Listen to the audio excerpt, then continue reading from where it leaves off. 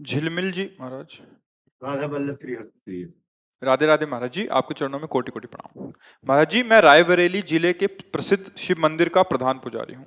लोगों से सुना है कि शिव मंदिर का पुजारी अगले जन्म में कुत्ते की योनि में जाता है। जब नहीं से मैं उसका, आपको हाँ हाँ, प्रतिदिन सुनता नहीं हूँ। उसका विषय से लोगों से नहीं, वाल्मीकि रामायण में लिखा हुआ है कि एक बार जो है एक ब्राह्मण देवता बड़े तपस्वी, वाल्मीकि रामायण में हमने स्वयं स्वाध्याय में पढ़ा था बहुत वर्ष पहले।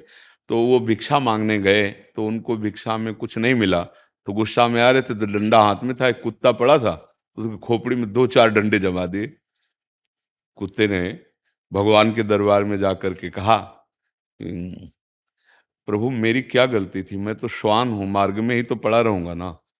इन ब्राह्मण देवता ने बिना किसी कारण के मुझे 4-5 डंडे मारे, देखो मेरी खोपड़ी में। भगवान तो सब जीवों की भाषा जानते हैं ना।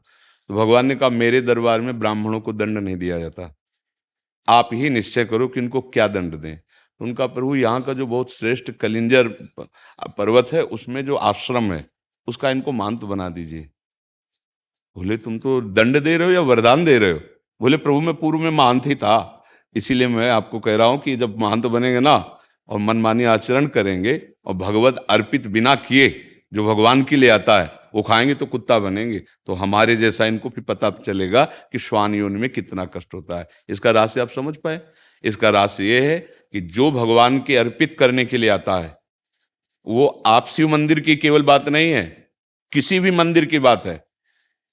ब्रज के भक्तों में चरित्र आता है। एक दिन एक विरक्त संत जो गुफा में भजन करते थे, क्योंकि जैसे गिरिराज जी है, नंदगांव है, बरसाना, यहाँ पर्वत हैं तो यहाँ गुफाएं भी हैं, संत जन एकांतिक भजन, तो वो भिक्षा मांग के आ रहे थे, पीछे से आवाज है, बाबा सुन, अगर मुझे थोड़ा टुकड़ा दे दे तो मेरी प्रेत योनि से मुक्ति हो जाए। तो ऐसे मुड़ के देखा तो कोई नहीं दिखाई दिया, एक कुत्ता दिखाई दिया, तो उन्हें लगा शायद ऐसे कानून। फिर बाबा सुनो ना आए, तो फिर मुड़ के देखा कौन हो तुम? तब बोले कि ये जो मैं कुत्ता रूप दिखाई दे रहा हूं, मैं नंदालय का पुजारी हूं। तो उनका प्रभु आप तो भगवत पार्षद हैं, आपकी ऐसी कैसे? तो उनका लाला के लिए अमनिया आता था, बिना भोग लगाए हमने उसको प्रयोग किया, तो उसके दंड में अगर आप अपनी जूठन करके दे देंगे तो अभी मैं मुक्त हो।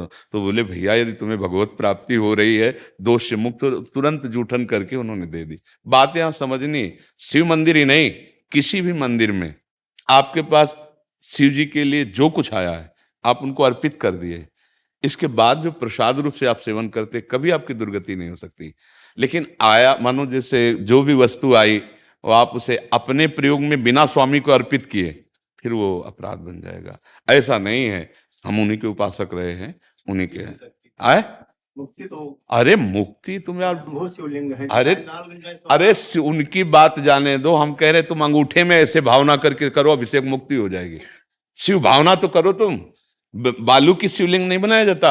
अरे यार कभी ऐसी बातों में, हाँ बात उसको अंतर की बात समझना। अगर भगवत अर्पित करने के लिए मानो हम कह रहे हैं किसी ने अमुक अमुक सामग्री दी जो भगवान के सामने अर्पित कर दी, और इसके बाद जो हम प्रसाद रूप से सेवन कर रहे हैं, फिर उससे कहीं कोई ऐसी, हाँ अब हम भगवान के लिए आया, लिंग पे चढ़ा हुआ नहीं खाना चाहिए। जो ऐसे 12 ज्योतिर्लिंग हैं, नर्मदेश्वर हैं, भगवत स्वरूप हैं, इनका तो पाना ही चाहिए ना। हमारे पास तो रोज चरण, लगभग हफ्ता में 1-2 बार चरणामृत आ जाता है, भगवान महादेव जी का भोग आता है तो रोज चलता है, हम तो रोज पर उनका प्रसाद जूठन पाते हैं। ऐसे नहीं, जो मतलब उस विधान को समझ, और ये अगर हम कहीं भी भगवत भावना करके उनका पाते तो दुर्गति हो सकती है क्या? कौन सा सिद्धांत है? भगवान हरि और भगवान हर में कोई भेद है क्या? तो कुछ बातें समझनी होंगी उसमें। अब हम लोग क्या करते हैं, छल कपट करने लगते हैं, सेवक की जगह स्वामी बन जाते हैं, उस बात का दंड मिलता है। नहीं तो भगवान की सेवा करने वाले की दुर्गति हो सकती है। आप शिव पुराण की आपको कथा सुना रहे हैं। एक चोर गया भगवान शिव के मंदिर में, अब वो बेचारे के पास खाने के लिए नहीं था तो सोच रहा था क्या करूं, कैसे करूं, ये शिव पुराण की कथा है। तो उसके पास कोई प्रकाश नहीं था कि वो मंदिर में देख सके कि कहाँ क्या है जिससे मैं खाने योग्य कुछ चुरा सकूं। तो उसने अपने ऊपरी वस्त्र उतारा और जला करके ऐसे प्रकाश किया। वहां उसको भगवान के जो कुछ आरती पूजा के पात्र थे वो उठा ले गया। मरा। जब मरा तो भगवान शिव के मंदिर में एक कुछ मिनट प्रकाश करने के प्रभाव से उसको भगवान शिव के सामने पेश किया गया। यमराज ने भगवान शिव के सामने कि आपके मंदिर केवल इतने पुण्य, वो पुण्य नहीं है, वो तो चोरी के लिए प्रकाश। वही कुबेर बना, पढ़ के देख लेना, शिव पुराण में लिखा है। शिव पुराण में जब उसको भगवान शिव ने कहा इसको राजा बनाया जाए, तब उसकी स्मृति जागृत हुई कि एक वस्त्र को जलाने के प्रकाश से मुझे राजा पूरे नगर में शिवालय होना चाहिए और हर शिवालय में अखंड घी का दीपक होना चाहिए। उसके परिणाम स्वरूप कुबेर पदवी में आज भी बैठे हुए भगवान शिव के मित्र बने। यार, भगवान शंकर जैसा उदार दाता और उसकी सेवा करने वाला नरक को प्राप्त हो कुत्ता बने। कहाँ की बातें पढ़ ली, किससे सुन ली? अब जब बातें रहस्य में नहीं आ रही, हम फिर भी कह रहे हैं स्वामी नहीं बनना है। स्वामी के लिए जो वस्तु है एक बार सामने उनको अर्पित करो और इसके बाद प्रसादे सर्व दुखा नाम हानि रस्सी उपजाते। अरे यार, कैसी बात! मतलब यही समझ ना होने पर फिर तो जितने शिव मंदिर है, जितने शिव पूजा करने वाले, फिर तो हमारी तो शिव पूजा से ही उन्नति हुई है। हम शिव पूजा से ही आज जो कुछ प्राप्त कर पाए हैं, तो हम कैसे बात मान लेते यार? आज भी हम उनका चरणामृत लेते हैं। और शिव जैसा हरि भक्त कौन और हरि जैसा शिव भक्त कौन? शिव जैसा हरि भक्त कौन?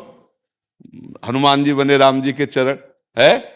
देखो, गंगा धारण किए हुए श्री कृष्ण का चरणामृत तो है ना, और भगवान हरि रामेश्वर की स्थापना कर रहे हैं और वो कह रहे हमारे गुरु है, ये हमारे इष्ट है। इसलिए भाई, व्यर्थ की कल्पनात्मक बातों में नहीं जाना चाहिए। जो शास्त्र में लिखा है उसका कुछ रहस्य होता है, वो बिना भजन के नहीं समझ में आता है।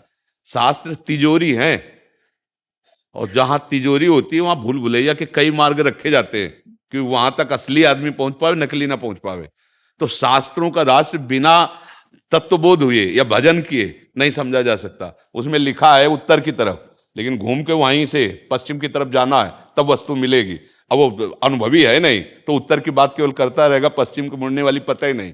इसलिए कहा जाता है कि बिना गुरु के ज्ञान नहीं होता, बोध नहीं होता। तुम निश्चिंत रहो और भगवान शिव की आराधना करो और सेवक रहो। सेवक है, हम एक बूंद पानी भी उनको अर्पित किए बिना नहीं पी सकते। बस तुम्हारी जय हो जाएगी, कोई पराजय नहीं कर सकता। और जहां हम स्वामी बन जाते हैं प्रायः, क्योंकि प्रभु कुछ बोलते तो है लैला, तो लगता है कि अजय आया कि आप ये चढ़ा दीजिए, प्रभु को आप दे दीजिए। बिल्कुल ये अब वो हमारे बाप की वस्तु हो गई, क्योंकि हमारे स्वामी है ना प्रभु। अब उनके चरणों में अब हमारा सेवक अधिकार इन्हीं से चल रहा है, समझ रहे ना। और अगर ये हुआ कि भाई हाँ ठीक है, अब इसका हिसाब तुम्हें देना पड़ेगा, तुम्हारी जेब में गया ना, अब तुम्हें हिसाब देना पड़ेगा। ऐसे ही हर एक वस्तु, बस ये सावधानी हट गई तो गिर जाओगे, नहीं किसी की ताकत नहीं कि गिरा दे। भागवतिक जीवन निर्वाह के लिए फिर कोई परेशानी नहीं, भगवद अर्पित जीवन ऐसा। फिर तो देखो आप धामों में देखो ना।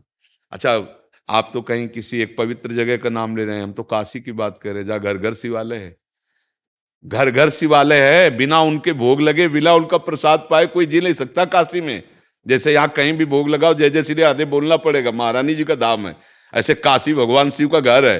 कोई घर ऐसा नहीं जहाँ शिवालय ना हो, कोई घर ऐसा नहीं जो उनकी जूठन न खाता हो। फिर सब क्या होगा ये जो आप बोल रहे हो? अगर सब हो तो फिर क्या होगा? और हर को मोक्ष मिलेगा। काशी नाथ का जो सेवक है वो मुक्तिदाता है, ऐसा खिलवाड़ नहीं है। और ऑर्डर डाले यार, एक चुल्लू जल में बिक जाने वाले महादेव जी है, उनके सेवक को ये भय हो कि हमारी मुक्ति होगी कि नहीं, क्या होगा कि नहीं, ऐसा नहीं सोचते।